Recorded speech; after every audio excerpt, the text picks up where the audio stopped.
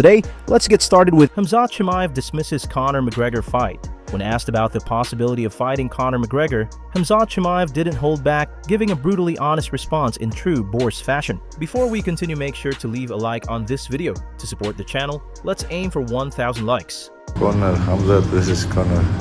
Brother, Conor is too old, bro. He's finished. Salam alaikum. Mike Tyson and Conor McGregor spotted together in an event holding the BKFC belt. This one, I know it. Serious, have a look at that belt, man. That's solid gold. The brand of the world title. All right, go. Imagine that belt. Smoke was the black things. Can I do one? I saw you guys at Joshua, but you look good together. You Tyson. Yes, let's go, Mike Tyson, baby. Let's go. You look amazing, man. You look amazing. What part of that?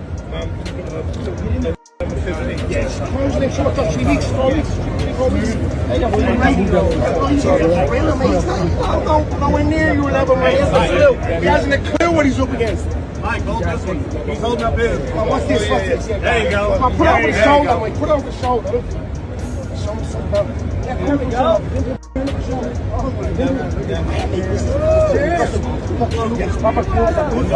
It's not scrappy.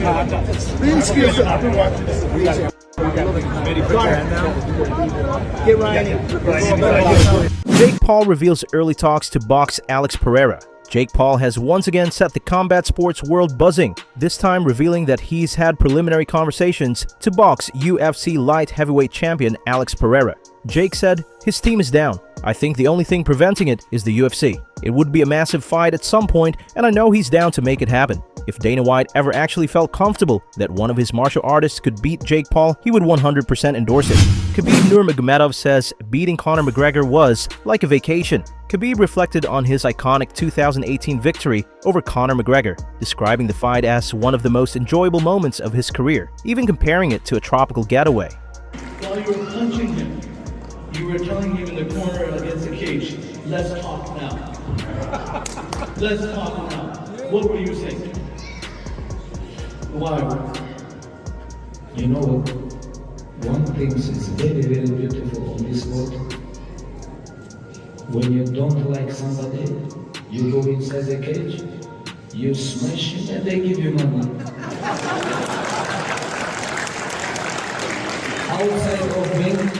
Outside of cage, if you do this, you go jail. I was waiting this moment so long, and finally I cannot only fight, I can talk. Like I use this moment and like enjoy. Like the way how you go to Maldives, like this. Enjoy it, send him. It was my vacation. Khabib also explained that he wouldn't have retired so young if his father were still alive. Khabib opened up about his early retirement and revealed that he likely would have continued fighting if his father and lifelong coach, Muhammad Nurmagomedov, were still alive. I think if my father's still alive, he will make me fight a little bit longer.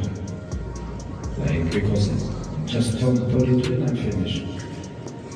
But he passed away, rahimahullah, and it was very honest and good conversation with me. You know, it's hard to explain. You know, everything happened so fast. You know, everything was happening so fast. Even when father passed away, it was, I don't even have time to think what I have to do. Like, because they make interim title, just engage, just did 20 Ferguson. Father passed away, and the UFC told me, "We're gonna give you 1 month off. After 1 month, come back to us. What you gonna do?" And it was a very difficult situation. From one side, it was all world waiting for this fight, and other side, I have this deal. What happened with me, with father and mother, and other side, and I chose what mother wished. Chael Sonnen believes Muhammad Mokaev will be back in the UFC and will be fast-tracked to a title shot. I think that Muhammad Mokaev is headed back to the UFC, and by the way, if he gets back, they will fast track him. There's just a thing that they do. There's something about it. There's something about if you're with them, you leave and you make it back. When you come back, it's like, hey, there's no point in us building you or promoting you. Whatever you've done, we think you belong, and we're going to put you in the deep end right now, and we're either going to send you back where you came from, which is gone, or we're going to send you to the top. And I just think that the way Muhammad Mokaev is playing this is perfect. I really do. I really do.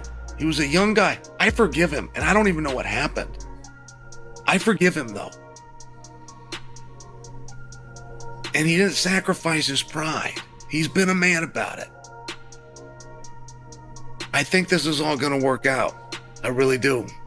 And when it does, he will be a point of inspiration for other guys that got released and needed a second chance.